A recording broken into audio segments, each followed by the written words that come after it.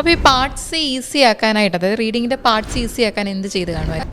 C2 ഒക്കെ ആകുമ്പോഴത്തേക്ക് ഉറക്കം വരും, ഭയങ്കര കിട്ടത്തില്ല, അങ്ങനത്തെ ഒക്കെ ആയിപ്പോയി. പിന്നെ നമ്മൾ ആദ്യം ഒന്ന് വിഷമമാവും, ഒന്നും ആവുന്നില്ലല്ലോ, ഒന്നും ആയില്ലല്ലോ എന്നൊരു വിഷമം വരും. പക്ഷെ എന്നാലും നമ്മൾ ഈ പറയത്തില്ല ഫിലിക്സ് പക്ഷിയെ പോലെ പറന്നു വരുമെന്ന് പറഞ്ഞ പോലെ ആദ്യം തൊട്ട് ഞാൻ വായിക്കാൻ തുടങ്ങി. പാട്ട് മാത്രം വായിക്കാൻ തുടങ്ങി. വായിച്ച് റിസർച്ച് മെറ്റീരിയൽ അല്ലാതെ മെഡിക്കലിൻ്റെ റിലേറ്റഡ് ആയിട്ടുള്ള മെറ്റീരിയൽസ് വായിച്ചു തുടങ്ങിയപ്പോൾ നമുക്ക് കിട്ടും.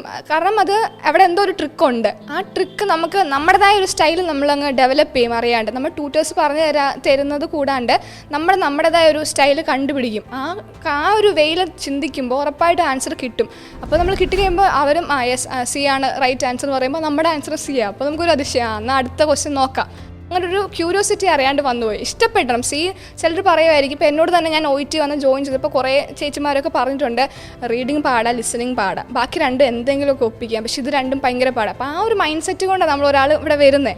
അപ്പോൾ അങ്ങനെ വരുമ്പോൾ കുറേ ജഡ്ജ്മെൻറ്റ് കാണുമായിരിക്കും. കിട്ടത്തില്ല, ഫസ്റ്റ് രണ്ട് കിട്ടാനേ പാടാം, ചിലപ്പോൾ കിട്ടിയാലും കഷ്ടപ്പാടായിരിക്കും, ഇത്രയൊന്നും സ്കോർ ഒരിക്കലും കിട്ടത്തില്ല, അങ്ങനെയൊക്കെ കുറേ ജഡ്ജ്മെൻറ്റ് കൊണ്ടായിരിക്കും വരുന്നത്. പക്ഷേ അതൊക്കെ നമുക്ക് ബ്രേക്ക് ചെയ്യാൻ പറ്റും. നമ്മുടെ മൈൻഡ് നമ്മൾ നല്ലത് സ്വീകരിക്കുക, വേണ്ടാത്തത് നെഗ്ലക്റ്റ് ചെയ്യുക.